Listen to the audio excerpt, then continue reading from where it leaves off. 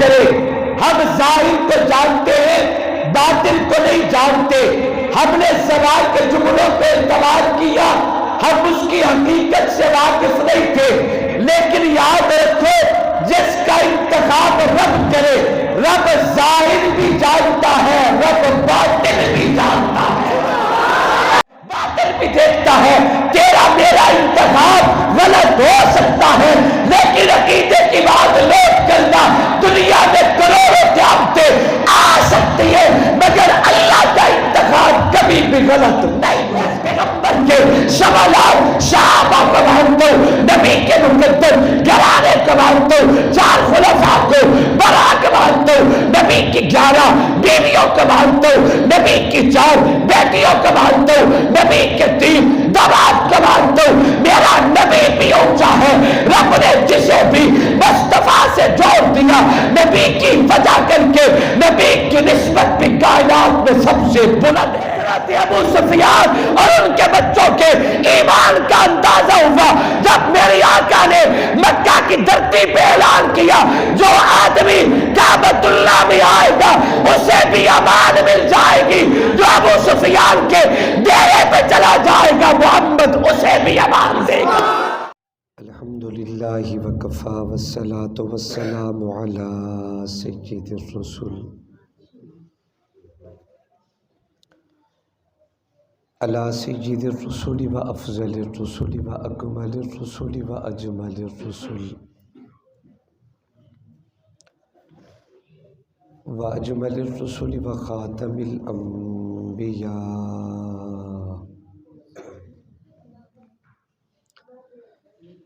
لا نبی بعدہ ولا نبوۃ بعدہ ولا رسول بعدہ ولا رسالت بعدہ ولا امت بعدہ. صلی اللہ تعالی علیہ وعلا آلہ واصحابہ اجمعین. اما بعد فاعوذ باللہ من الشیطان الرجیم. بسم اللہ الرحمن الرحیم. رضی اللہ عنہم ورضوا عنہ. قال اللہ تبارک و تعالی فی مقام آخر اولئک الذین امتحن اللہ قلوبہم للتقوی. آمنت باللہ صدق اللہ مولانا العظیم وبلغنا رسولہ النبی الکریم ونحن علی ذلک لمن الشاہدین والشاکرین والحمد للہ رب العالمین. عقیدت اور محبت سے با آواز بلند درود و سلام تلاوت فرما لیجیے.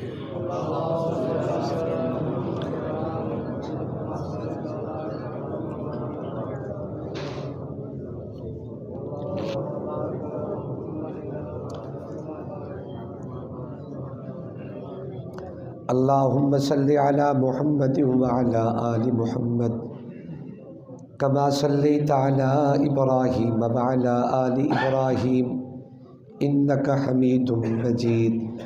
اللہم بارک علی محمد وعلی آل محمد کما بارکت علی ابراہیم وعلی آل ابراہیم انک حمید مجید.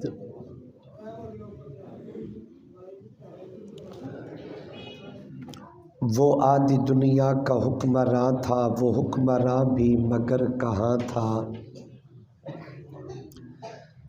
بپھرتی موجوں پہ حق پرستوں کی سادہ کشتی کا بادباں تھا. بڑا مبارک تھا نام اس کا، ستاروں جیسا مقام اس کا. وہ ایک شاہی صفت مجاہد جو سوئ منزل رواں دواں تھا. وہ نیک سیرت حیا کی خاطر لڑا ہمیشہ خدا کی خاطر. وہ دیکھنے میں تھا ایک لیکن حقیقتوں میں وہ کاررواں تھا، قلندرانہ حیات اس کی، سکندرانہ صفات اس کی، کبھی ردا تھا وہ مفلسوں کی، کبھی وہ ریشم کا سائباں تھا۔ حسن سے پوچھو علی سے پوچھو، تم اس کے بارے نبی سے پوچھو، اندھیری شب میں چراغ بن کر وہ ساری دنیا میں ذوفشاں تھا۔ قرآن کو پڑھ کر دیکھ ذرا ہے فرض کرام صحابہ کا، نبیوں کے بعد اس دنیا میں اعلیٰ ہے مقام صحابہ کا۔ دین کے اوپر جانے دیجیے تھا اسلام صحابہ کا، کچھ بدبخت سمجھتے ہیں ایمان ہے خام صحابہ کا۔ اے بدبخت ان پر تنقید نہ کر، تو دیکھ امام صحابہ کا۔ بدبخت و ظالم کیا سمجھے بالا ہے بام صحابہ کا، مجھ کو ہے ناز امین اس پر کہ میں ہوں غلام صحابہ کا۔ لے شوق سے نام صحابہ کا، کر چرچا عام صحابہ کا، گر طلب ہے تجھ کو جنت کی تو پلہ تھام صحابہ کا۔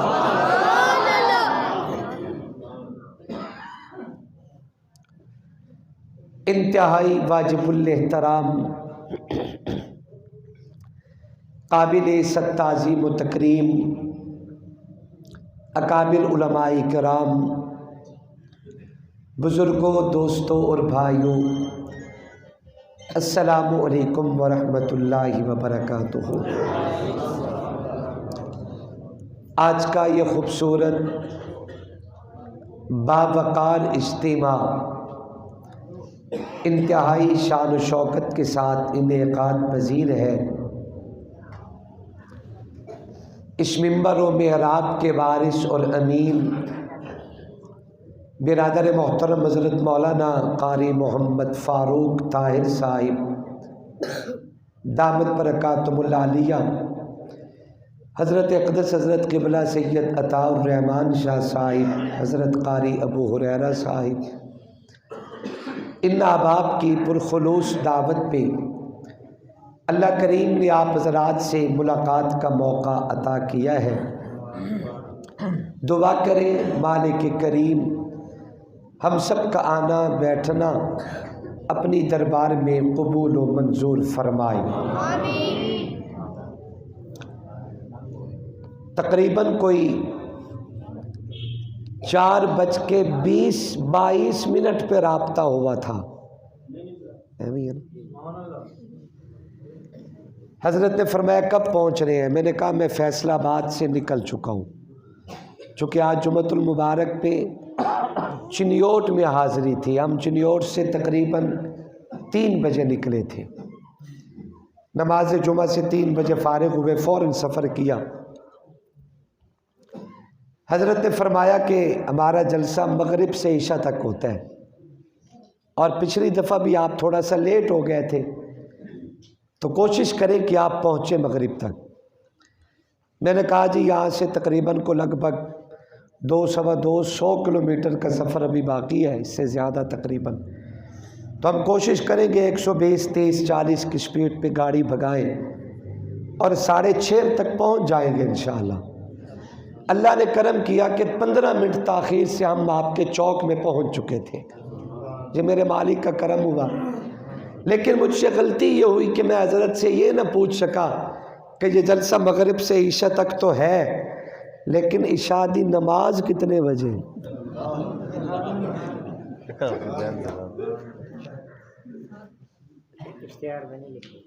اچھا نہیں ہے، کیا بات ہے جی، سلام، ماشاءاللہ۔ چلے اچھا ہوا، آئندہ صحیح۔ اللہ راضی ہو، اللہ ہم سب کی حاضری قبول فرمائے۔ لیکن میں کوشش کروں گا، تقریباً 8:30 ہونے کو ہے، آدھا گھنٹہ مجھے دے دیں، زیادہ نہیں۔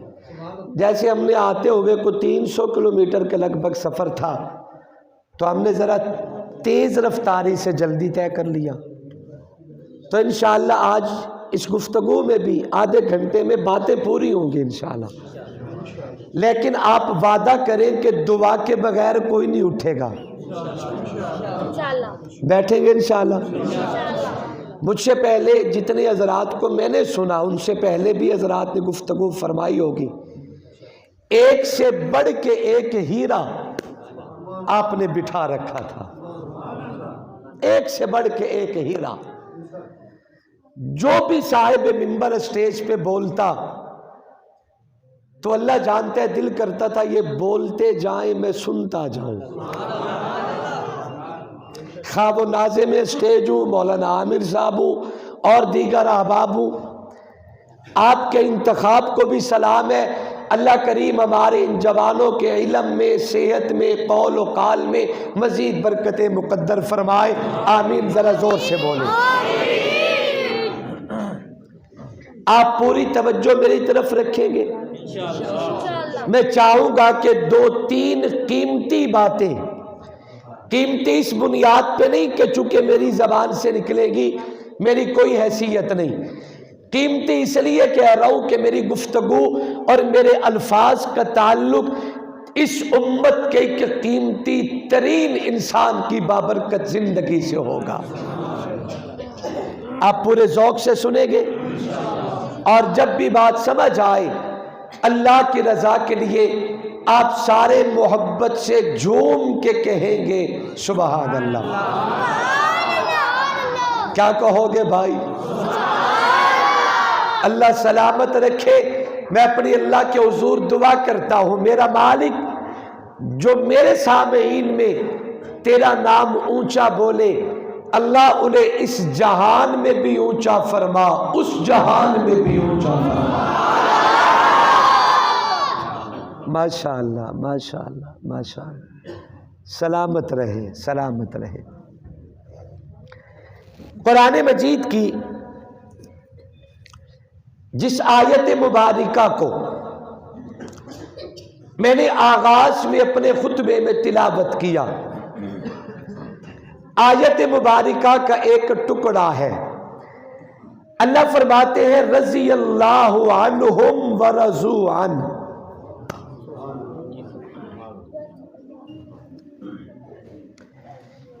اس آیت مبارکہ میں پیچھے اللہ نے اصحاب رسول کے 3 طبقات کا ذکر کیا۔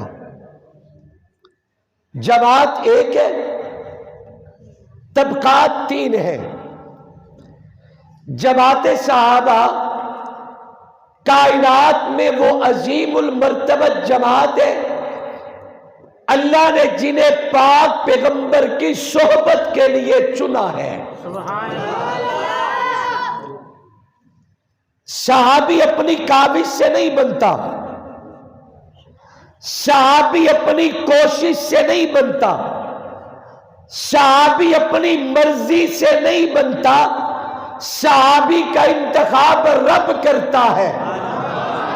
اور اہل سنت والجماعت کا عقیدہ ہے کہ ایک وہ ہے جس کا انتخاب میں کروں، ایک وہ ہے جس کا انتخاب آپ کریں۔ ہم ظاہر کو جانتے ہیں، باطن کو نہیں جانتے۔ ہم نے زبان کے جملوں پہ اعتماد کیا، ہم اس کی حقیقت سے واقف نہیں تھے۔ لیکن یاد رکھو جس کا انتخاب رب کرے، رب ظاہر بھی جانتا ہے، رب باطن بھی جانتا ہے۔ میری بات سمجھ میں آ رہی ہے؟ انتخابات ہو رہے ہیں نا، الیکشن کے دن ہے تو ہم سارے لوگ انتخاب کریں گے، کسی نہ کسی کا ہونا بھی چاہیے۔ لیکن ایک جملہ کہہ دوں، آپ کو آپ کا لیڈر مبارک ہو،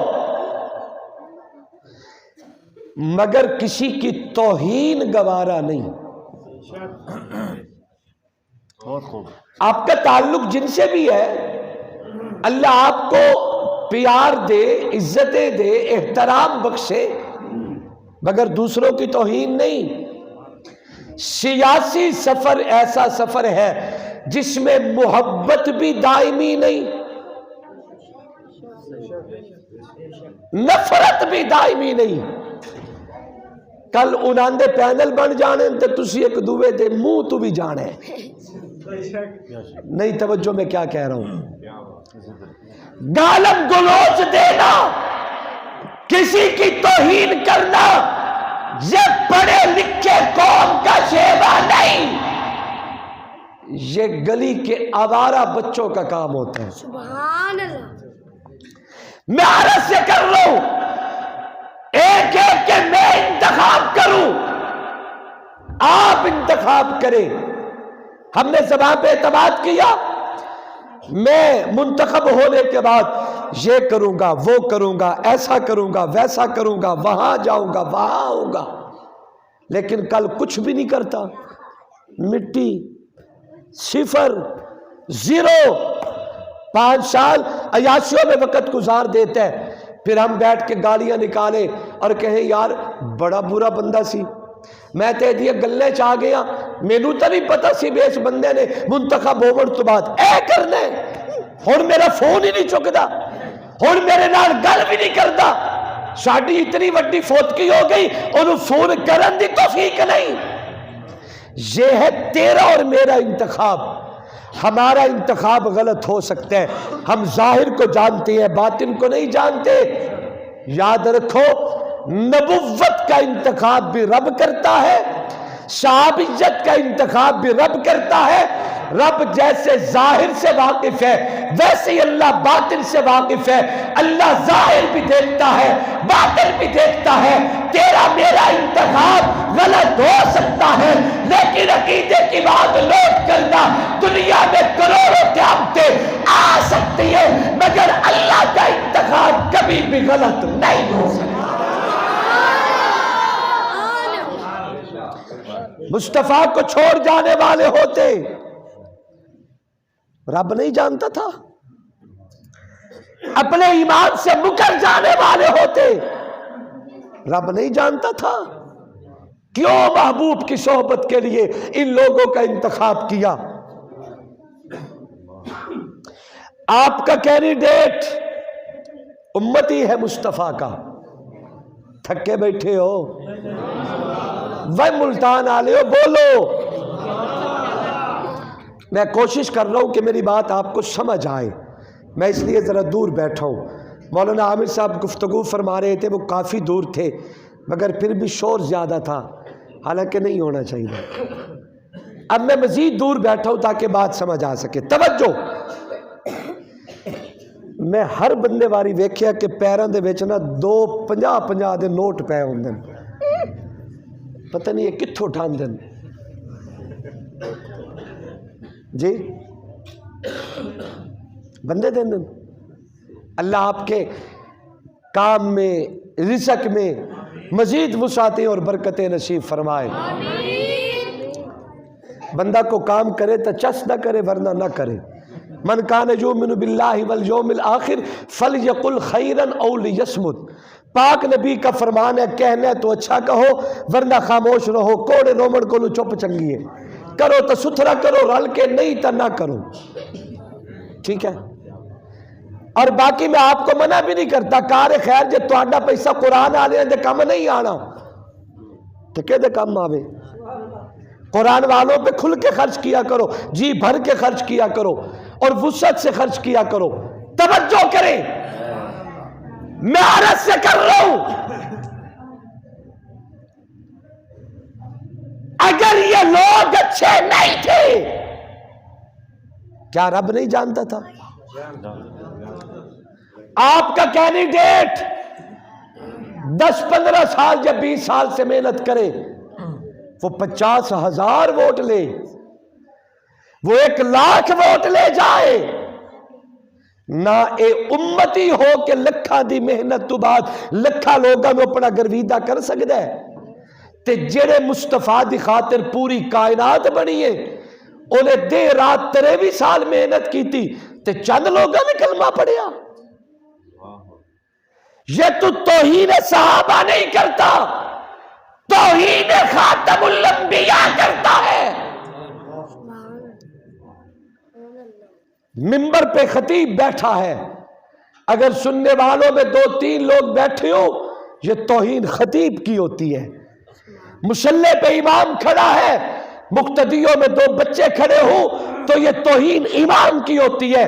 کوئی آدمی اتنا دور سے سفر کر کے آئے گفتگو کرنے کے لیے، لیکن میزبان آپ لوگوں کو جمع نہ کر سکے، 3 بچوں کو سامنے بٹھا دیا جائے، وہ صاحب منبر اور اس میزبان کی توہین ہوتی ہے۔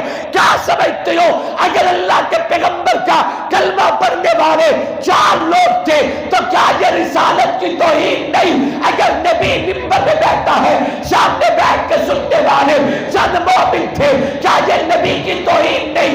اگر نبی مصلی پہ ہے، پیچھے چند لوگ کھڑے ہیں جو سچے مومن تھے، کیا یہ نبی کی توہین نہیں؟ کیا میں یہ تیرے گھٹیا کلام پہ اعتماد کروں یا قرآن پہ اعتماد کروں؟ قرآن اعلان کرتا ہے اذا جاء نصر اللہ والفتح ورأیت الناس یدخلون فی دین اللہ افواجا۔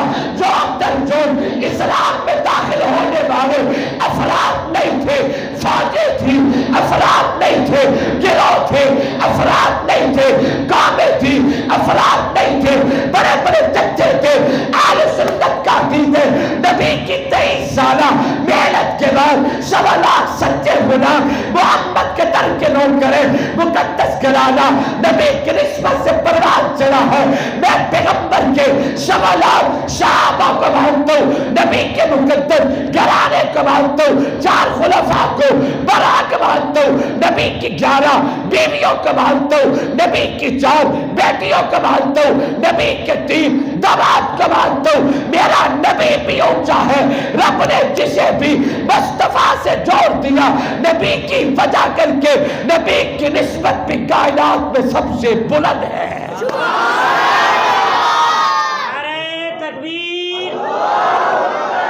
عظمت مصطفیٰ، عظمت صحابہ۔ توجہ کریں، قرآن نے 3 طبقات کا ذکر کیا جماعت صحابہ میں۔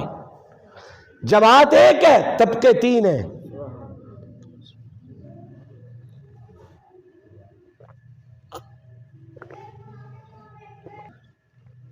پہلا مہاجر طبقہ، جنہوں نے اللہ کے پیغمبر کے فرمان پہ لبیک کہا،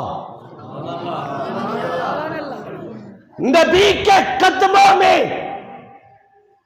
اپنا آپ اور اپنا سب کچھ دھر دیا۔ پھر اگر اللہ کے پیغمبر نے مطالبہ کیا مال چاہیے، دے دیا، چھوڑ دو، چھوڑ دیا، گھر چھوڑو، نکلو، چھوڑ دیا۔ ایسے واقعات بھی ملتے ہیں کہ ایک صحابی ہجرت کے لیے نکلے، ابو جہل نے اس کے بیوی بچوں کو روکا، اور ابو جہل کی فوجوں نے کہا اگر تم مصطفیٰ کی غلامی کو نہیں چھوڑتا، بیوی کو چھوڑ کے جانا ہوگا، تیرے بچے مکہ کی مٹی ہیں، انہیں سرزمین مکہ پہ چھوڑنا ہوگا۔ اپنے کلیجے پہ ہاتھ رکھو اور مجھے جواب دو۔ صحابی نے حسرت بھری نگاہوں سے اپنی بیوی اور بچوں کو دیکھا، پھر ایک نعرہ لگایا اور جملہ کہا، اگر مصطفیٰ کی غلامی کے جرم میں بیوی چھوٹتی ہے، بچے جدا ہوتے ہیں، تو میں سب کو قربان کر سکتا ہوں مگر محمد کی غلامی کو نہیں چھوڑ سکتا۔ مجھے بتاؤ، آپ اسلام پورہ میں رہتے ہیں نا، کون اپنا گھر چھوڑتا ہے؟ کون اپنی دکان چھوڑتا ہے؟ کون اپنا کنبہ قبیلہ چھوڑتا ہے؟ نبی کے صحابہ نے چھوڑا ہے۔ کوئی عام لوگ تھے؟ اور دوسرا طبقہ صحابہ کا وہ ہے جنہوں نے مدینہ میں بیٹھ کے آنے والوں کو موسٹ ویلکم کیا، ست بسم اللہ، جی آیا نو، اہلن سہلن مرحبا، اپنا آدھا گھر اپنے مہاجر کو دیا۔ مجھے وہ دن نہیں بھولتا جب میرے آقا نے مواخات کا سلسلہ قائم کیا، ایک انصاری ایک مہاجر، آقا نے دو دو کے جوڑے بنائے، بھائی بھائی بنائے. ایک مہاجر کا بازو پکڑ کے کھڑا کیا، فرمایا انصار مدینے والوں کون اسے اپنا بھائی بنائے گا؟ کوئی صحابی اٹھے کہتا ہے محبوب میرا بھائی ہے. آقا نے دوسرے کو پکڑ کے ہاتھ اونچا کیا، دوسرا اٹھا کہتا ہے میرا بھائی ہے. تیسرے کو پکڑ کے کھڑا کیا، تیسرا بولا میرا بھائی ہے. سب کے جوڑے بن گئے. پھر انہوں نے اپنا آدھا گھر بھی دے دیا، آدھا کاروبار بھی دے دیا، آدھی زمینیں بھی اپنے بھائی کو دی. ایک روایت میں ملتا ہے ایک صحابی کی 2 بیویاں تھیں، دونوں کو بٹھایا اور قائل کیا، کہا نبی کی غلامی میں قربانی دینا ہوگی. آپ میں سے ایک کو جس کے نام کا قرہ نکلے گا میں طلاق دوں گا، عدت گزارنے کے بعد اپنے مہاجر بھائی سے اس کا نکاح کروں گا. انہیں قائل کیا، اپنی بیویوں کو طلاق دے کے عدت گزارنے کے بعد اپنے مہاجر حصے کے بھائیوں سے نکاح بھی کیے. کون کرتا ہے؟ کون کرتا ہے؟ انصار کی وہ قربانیاں سب کے جوڑے بنا دیے. علی المرتضی اکیلے بچ گئے، مہاجر تھے بچ گئے، ان کے لیے کوئی انصاری نہ بچا. علی کی آنکھوں میں آنسو آئے. میری بات سمجھ میں آ رہی ہے؟ جنہیں بات سمجھ آ رہی ہے ذرا سبحان اللہ سنا دے. مولا علی کی آنکھوں میں آنسو آئے. میرے آقا نے فرمایا علی خیریت ہے؟ رو رہے ہو آپ؟ علی تو رو رہی ہے، خیریت ہے؟ کیا ہوا؟ آقا آپ نے ہر مہاجر انصاری کو جوڑ دیا، لیکن کسی انصاری کو میرا بھائی آپ نے نہیں بنایا. میرے محبوب نے فرمایا علی تم ہی بس بچی والی گل کر دیں، ادھر آنا ذرا. آقا نے پکڑ کے سینے سے لگایا، فرمایا یا علی انت اخی فی الدنیا والآخرہ. علی تو دنیا میں بھی محمد کا بھائی ہے، جنت میں بھی محمد کا.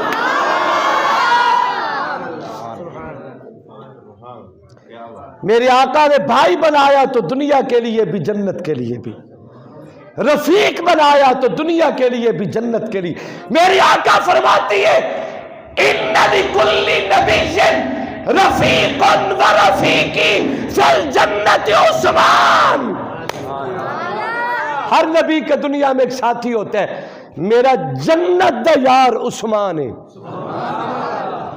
برائے جنت دالی، یار جنت دا عثمان. آقا سب کی رفاقت کو آپ جنت میں پسند کیوں کرتے ہیں؟ میرے آقا فرماندن مینو اپنے یاراں دی رفاقت ایڈی پسند ہے، میں چاہنا کہ جنت دی نہ مکن والی زندگی ہوئے تے میرا یار محمد دے نال ہوئے، نہ جنت مکے نہ رفاقت مکے.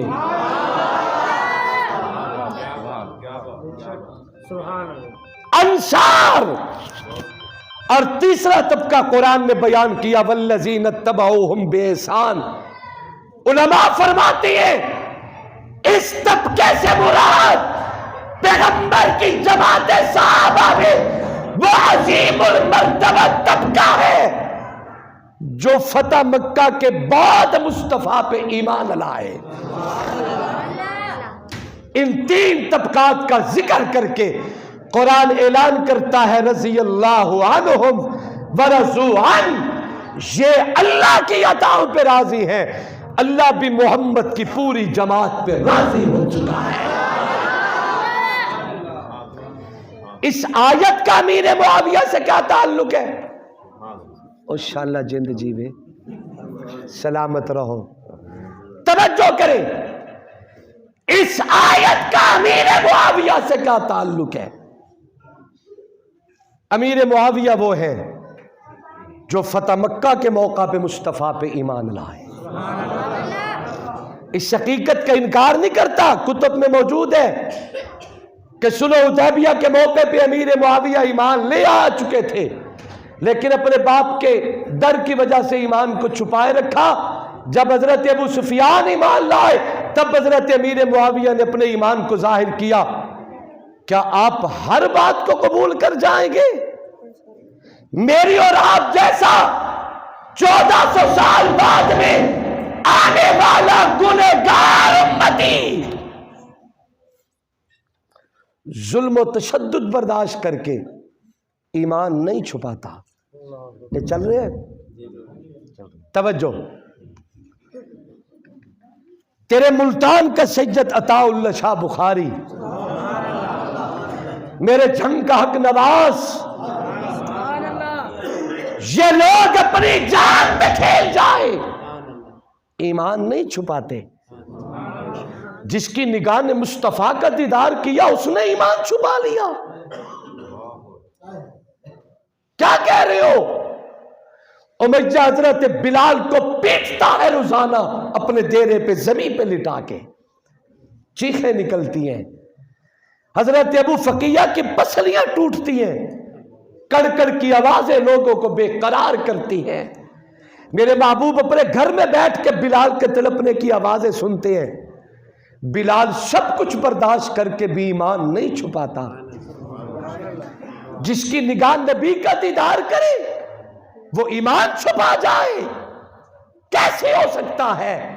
صحابی جان پہ کھیل کے اپنے ایمان کو نہیں چھپاتا، اس لیے کہ صحابی کی نگاہ محمد مصطفیٰ کا دیدار کرتی ہے۔ جیدی نگاہ نبی دا دیدار کرے تے جیدیاں اکھاں دے وچ مصطفیٰ ہوئے۔ اللہم صلی علی سیدنا و مولانا محمد و بارک وسلم۔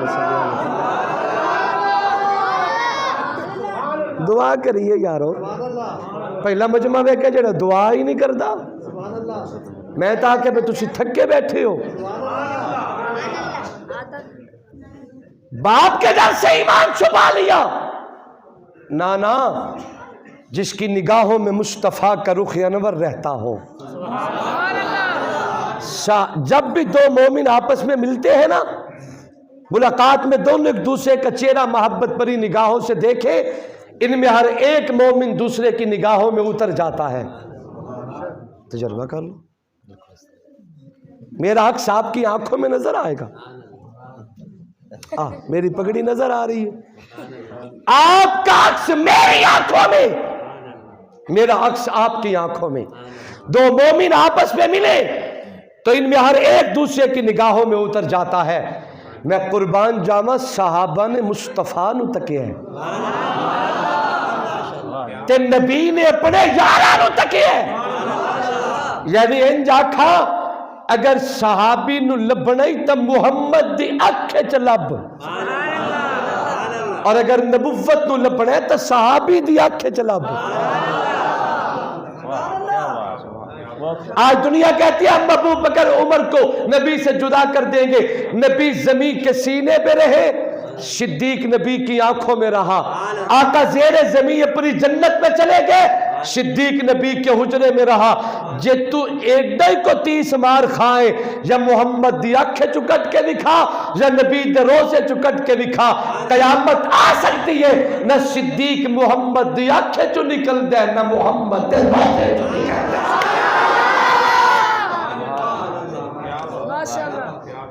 سیدنا امیر معاویہ اس آیت کا مصداق ہے کہ والذین اتبعوہم بإحسان، فتح مکہ کے موقع پہ حضرت امیر معاویہ ایمان لائے، اور یہ اپنے گھر کے 3 لوگ اکٹھے رسول کی خدمت میں آئے۔ مجھے دیکھنا ذرا، معاملہ بڑا عجیب ہوا۔ کل میرے آقا نے مکہ میں قدم رکھنا تھا، 10 سے 14 ہزار اختلافات روایات کو سامنے رکھ کے اتنا بڑا لشکر جرار لے کے میرے آقا فاتحانہ انداز میں مکہ میں داخل ہوئے۔ شام ہو گئی، مکہ مکرمہ سے باہر ایک کھلے میدان میں پہاڑوں کے دامن میں میرے آقا نے پڑاؤ کیا۔ تھکے تو نہیں؟ میری بات سمجھ میں آ رہی ہے؟ پڑاؤ کیا، رات ہو گئی، خیمے لگا دیے۔ میرے آقا نے اپنے یاروں میں اعلان کیا ایسا کرو ہر شخص اپنے خیمے کے سامنے آگ جلائے۔ آگ کی ایسی فطرت ہے، اسے قریب سے دیکھو تو چھوٹی سی معلوم ہوتی ہے، اور اگر دور سے دیکھو تو بڑی ساری معلوم۔ آپ پہاڑی علاقوں میں سفر کریں، آپ ملاحظہ کریں گے اس منظر کو کہ پہاڑ کی چوٹی پہ کھڑے ہو کے آپ نیچے کسی جگہ پہ چھوٹی سی آگ کا شعلہ دیکھیں، اتنا بڑا نظر آتا ہے، حالانکہ وہ اتنا بڑا نہیں ہوتا۔ میرے آقا فرماتے ہیں یہ چاروں طرف پہاڑ ہیں، اور کفار کے جاسوس چوٹیوں پہ پہرا دے رہے ہوں گے۔ ہم نیچے دامن میں بیٹھے ہیں، ہر شخص اپنے خیمے کے سامنے آگ جلائے، 10,000 کا لشکر یا 12-14 ہزار کا لشکر، اتنا بڑا لشکر جب جگہ جگہ آگ جلائے گا، پھر چوٹیوں سے دور سے دیکھا جائے گا، ایک تو اتنی کثرت کی آگ اور دوسرا دیکھنے میں اتنی بڑی آگ، مروب ہو جائیں گے۔ میرے آقا بھی اپنے جانثاروں کو فرماتے ہیں جاؤ جا کے پہرے دو، قربان جاؤ نبی کے چچا حضرت عباس سے رضی اللہ تعالیٰ عنہ، پہرا دے رہی ہے۔ جناب حضرت ابو سفیان، اس وقت حضرت ابو سفیان نہیں تھے، نبوت کے اینٹی گروپ ہیں، مخالف ہیں، میرے آقا کا مخالف، اللہ کے پیغمبر کا راستہ روکنے والا، مکہ کے سردار ہیں، یہ بذات خود میرے آقا کے لشکر جرار کا معائنہ کرنے کے لیے آئے۔ حضرت عباس پہرا دے رہے تھے، ابو سفیان نے حضرت عباس کو دیکھا، پہچان لیا، چال ڈھال سے آواز دی، عباس۔ جو دیکھا ابو سفیان، جی عباس کیا کر رہے ہو، کیا کر رہے ہو؟ ابو سفیان نے ایک جملہ کہا، مجھے دیکھنا، کہنے لگا عباس آ میں تینوں نظارہ دکھاواں، قریب آ۔ حضرت عباس قریب آئے، ابو سفیان نے حضرت عباس کا ہاتھ پکڑا، پہاڑ کی چوٹی پہ لے آئے جہاں نیچے لشکر جرار موجود تھا۔ ابو سفیان نے اوپر کھڑے ہو کے نیچے اشارہ کیا، پاک رسول عربی کی فوج کی طرف، میرے آقا کے لشکر کی طرف۔ ابو سفیان کہنے لگا عباس ویکھ اپنے بھتیجے محمد نو کیڑی شان نال آ رہے ہیں، دیکھ اپنے بھتیجے کو کہ شان اور ٹھاٹ سے مکہ میں داخل ہو رہا ہے۔ جب ابو سفیان نے یہ جملے کہے، حضرت عباس سے یوں دل پہ ہاتھ رکھ لیا، سینے پہ، کہا لگتا ہے تیری دھڑکن تیز ہے، تے روپ میرے بھتیجے محمد تے تیرے دل نے چتر چکے ہیں، تے تینوں چین نہیں لین دے رہا، لگتا ہے کہ خوف تینوں آرام نہیں کرن دے رہا۔ تے کوئی گل نہیں، اگر تو ایڈے ڈریا کھڑے تے میں رات دی تاریکی چپ کر کے تینوں لے جانا، تے جا کے محمد دی نبوت دے ہاتھ رکھ دے۔ دن ہوگا لوگوں میں دیکھا جائے گا، جب پتہ چلے گا دیکھا جائے گا، جا مصطفیٰ کے ہاتھوں پہ ہاتھ رکھ دے۔ ابو سفیان دھیمے سے لہجے میں فرمانے لگا ویسے نجات اسی میں ہے۔ توجہ توجہ توجہ، ویسے نجات اسی میں ہے کہ محمد کی غلامی کو قبول کر لیا جائے۔ لیکن آپ مجھے اجازت دے، میں ذرا اپنے جرنیل بچوں کو لے کے آتا ہوں۔ ابو سفیان دوڑ کے گئے، اپنے بڑے بیٹے کو بھی لیا، اپنے چھوٹے بیٹے جنابی امیر معاویہ کو بھی لیا، اور کہا اس کے سوا گزارا نہیں کہ محمد کی غلامی کو قبول کر لو۔ صبح تہجد کا وقت تھا، یہ 3 لوگ مکہ کی دھرتی سے چلے، اس گھاٹی میں آ کے اللہ کے نبی سے ملاقات بھی کی ہے، نبی کے ہاتھ بھی رکھا ہے، نبی کا کلمہ بھی پڑھا ہے۔ مکہ کے لوگوں کو جب حضرت ابو سفیان اور ان کے بچوں کے ایمان کا اندازہ ہوا، جب میرے آقا نے مکہ کی دھرتی پہ اعلان کیا جو آدمی کعبۃ اللہ میں آئے گا اسے بھی امان مل جائے گی، جو ابو سفیان کے ڈیرے پہ چلا جائے گا محمد اسے بھی امان دے گا۔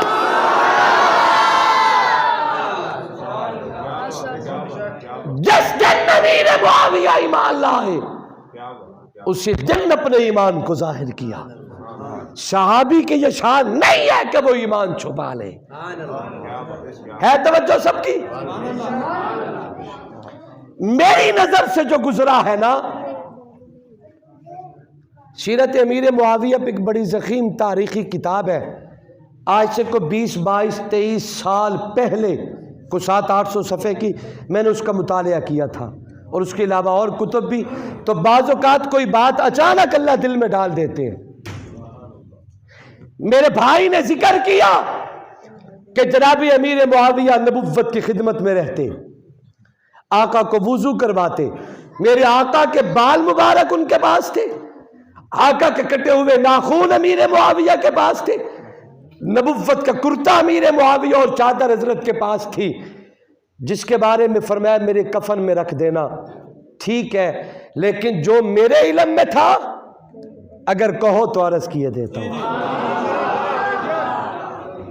جناب امیر معاویہ نے نبی کی مزمل کی چادر کو کفن میں رکھنے کا آرڈر نہیں کیا، نبی کی مزمل کی چادر کو کفن بنانے کا آرڈر کیا ہے۔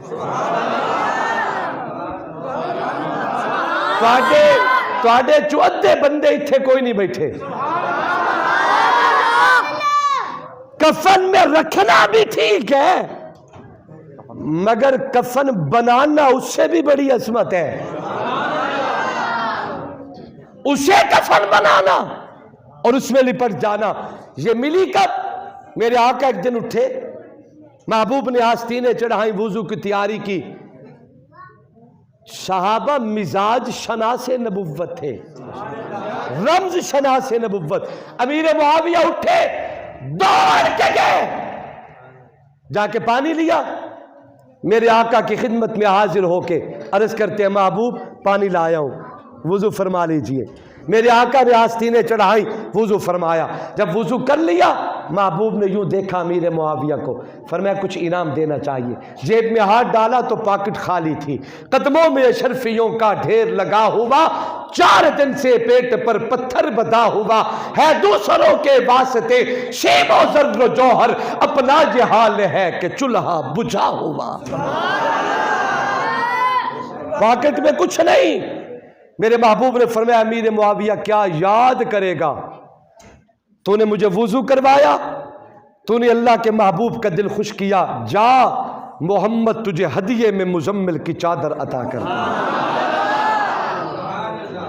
آپ تھک چکے تو بات ختم کرتا ہوں۔ جس دن سے امیر معاویہ کو یہ چادر ملی اس کے بعد سے یہ چادر غائب ہے، اس کے بعد سے یہ چادر غائب ہے۔ پھر وفات سے چند روز قبل اس دن یہ چادر منظر عام پہ آئی جب حضرت وصیت فرمائی۔ اب توجہ کرنا، حضرت امیر معاویہ نے اہل خانہ کو بلایا، کچھ اور بھی حکم احکام وصیتیں فرمائی، فرمایا جاؤ میرے بیڈ روم میں فلاں بریف کیس رکھا ہے اسے اٹھا کے لاؤ۔ لایا گیا، اپنی جیب سے چابی نکالی، اس چابی کو پوری زندگی سنبھال کر رکھا، اپنی جیب میں چابی دی، فرمایا اسے کھولو، اسے کھولا۔ گھر والے حیران تھے، پتہ نہیں کیا ہے، کبھی ہم نے اس بریف کیس کو کھولے نہیں دیکھا حضرت کو، آج کھولا، اس میں سے ایک چادر نکالی، بظاہر بوسیدہ چادر تھی۔ امیر معاویہ کی آنکھوں میں آنسو ہیں، چومتے ہیں، آنکھوں سے لگاتے ہیں، آنکھیں برس رہی ہیں، چومتے ہیں، اپنے سر پہ رکھتے ہیں، اس چادر کو چومتے ہیں، سینے سے لگاتے ہیں۔ ملتان کے روشن ضمیروں، امیر معاویہ کی آنکھیں برس رہی ہیں، فرمایا جب میں مر جاؤں مجھے اسی چادر میں کفن دیا جائے، پھر میرا کفن کھول کے میرے یہ ناخون جو رسول کی امانت میرے پاس تھی میرے سینے پہ بکھیر دیے جائے، میری آنکھوں کو بھر دیا جائے، میں اس چادر میں لپٹ کے سونا چاہتا ہوں۔ بات صرف اتنی ہوتی، توجہ، بات صرف اتنی ہوتی تو شاید میں اپنے عنوان کا حصہ نہ بناتا، بات اتنی نہیں، بات کچھ اور ہے۔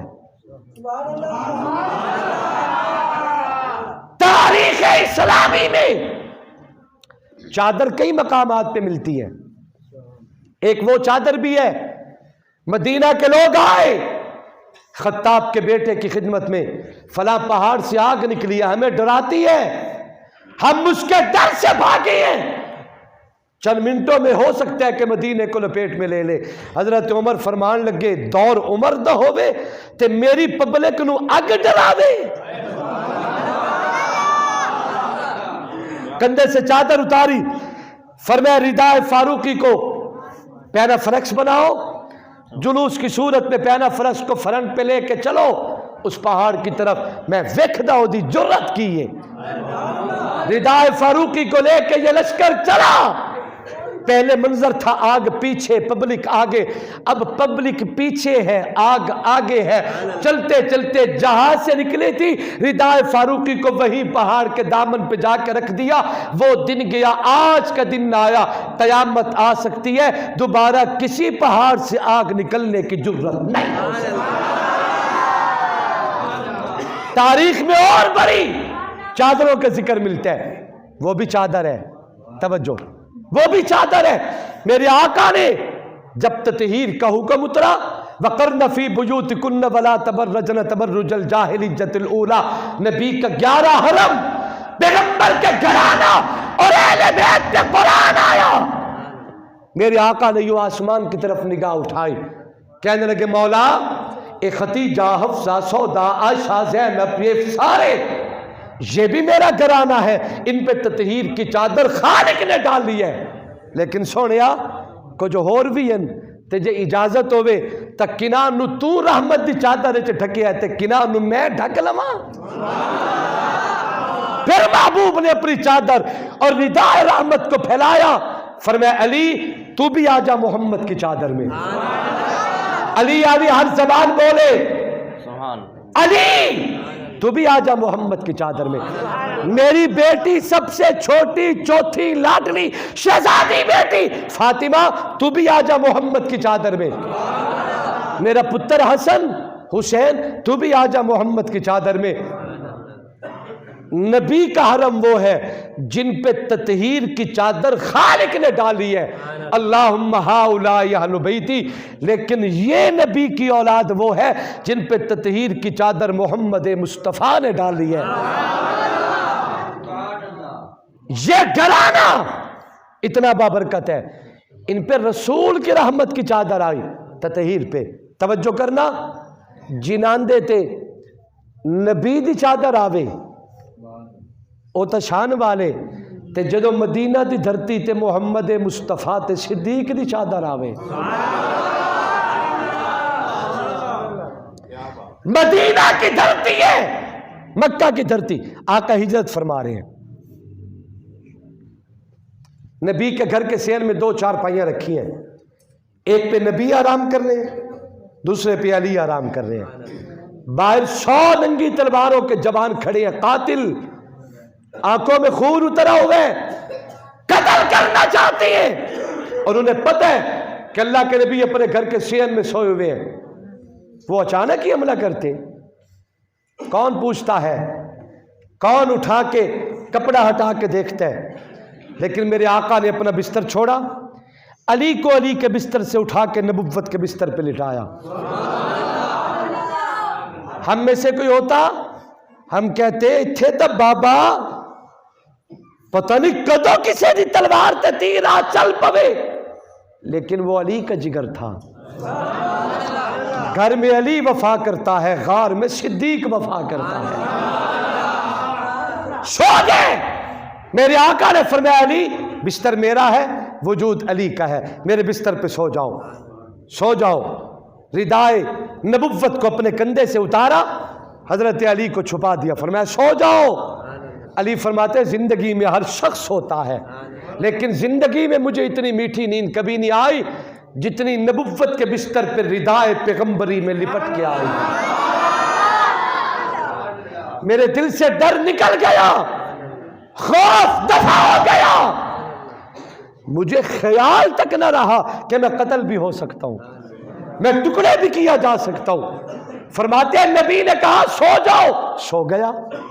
نبی کی چادر میں لپٹ کے زندگی میں اتنی میٹھی نیند کبھی نہیں آئی جتنی ردائے پیغمبری میں لپٹ کے آئی. جب کوئی امتی رسول کی چادر میں لپٹ کے سو جائے، پھر اوپر دشمن لاکھ کھڑے ہو کے نعرے لگائے، اس کے سکون میں خلل نہیں پڑتا. قربان امیر معاویہ تیری علو شان پہ وصیت کرتے ہیں کہ مجھے ندائے پیغمبری میں لپیٹ کے کفن دے کے قبر میں اتارا جائے. میرا پیر علی، میری جان علی، میرا مان علی، میری آبرو علی، میری عزت علی، میرا دین علی، میری بقا علی، میری نجات علی، میرا سرمایہ علی.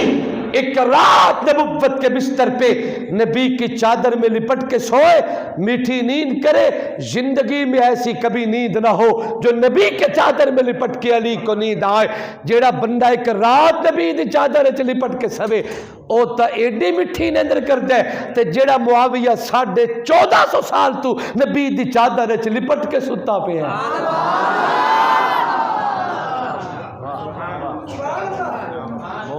جیسے دشمن تلواروں کے جھنکار دکھاتے ہیں مگر علی کے آرام میں خلل نہیں آتا، وہ تلواریں اور تیروں کی چھنکار ظاہر کرتے ہیں، علی کے آرام میں خلل، سکون اور راحت میں خلل نہیں آتا۔ آج دشمن معاویہ کروڑوں دفعہ بھونکتے چلے جائیں، جیسے علی کے آرام میں ردائے پیغمبری میں لپٹ کے سکون سے خلل نہیں آتا، امیر معاویہ بھی نبوت کی چادر میں لپٹ کے آرام کر رہا ہے۔ تمہارے بھونکنے سے، تمہارے تان سے، تمہارے تبرہ سے، تمہارے گالی گلوچ سے امیر معاویہ کے سکون میں خلل نہیں آنے والا۔ معاویہ کل بھی محمد کا وفادار تھا، معاویہ آج بھی محمد کا وفادار ہے۔